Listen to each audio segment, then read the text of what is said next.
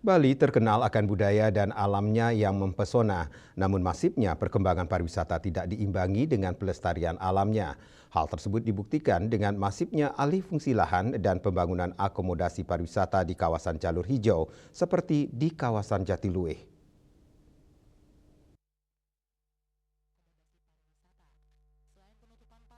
Belakangan kasus alih fungsi lahan menjadi sorotan.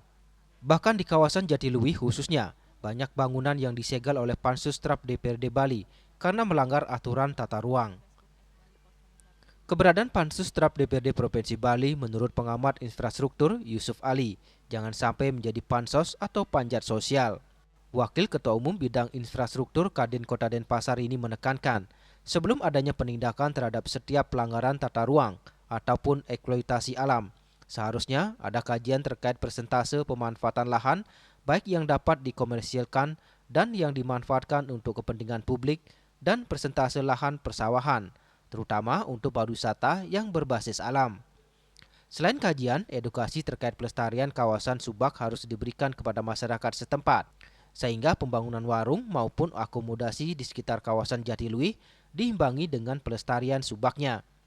Sehingga penindakan terhadap pelanggaran tata ruang tidak serta-merta merampas hak masyarakat dalam memanfaatkan lahan untuk keberlangsungan hidup. Jangan juga pansus jadi pansos, jadi panjat sosial kan gitu. Yang terjadi sekarang seperti itu nih rata-rata. Kalau untuk masalah alam dieksploitasi, dijadikan pusat bisnis dan segala macam, kembali saya bilang, memang kita selalu manusia ini bersandingan dengan alam. Yang perlu dikaji itu adalah persentasenya. Seberapa persentase alam itu bisa dimanfaatkan untuk komersil, seberapa persentase alam tersebut dipergunakan untuk kebutuhan umat manusia. Nah, ini yang perlu dikaji. Kajian ini ya harusnya pastinya melibatkan akademisi. Bagaimana area itu dihitung, berapa luas area yang dimanfaatkan untuk kebutuhan persawahan, berapa area luas lahan tadi itu yang boleh dimanfaatkan untuk bidang komersil.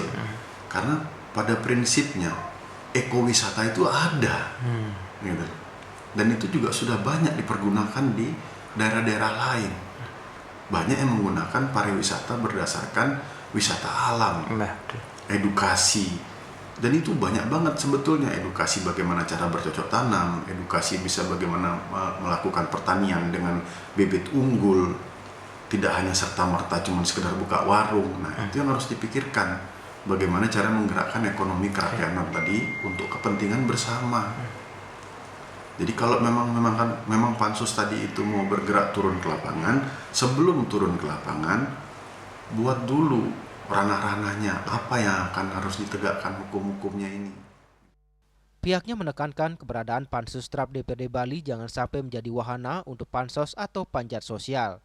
Setiap sidak yang dilakukan serta keputusan yang diambil harus melewati kajian mendalam, sehingga segala tindakan yang dilakukan bukan semata-mata mencari ketenaran, namun lebih menunjukkan keberpihakan kepada masyarakat.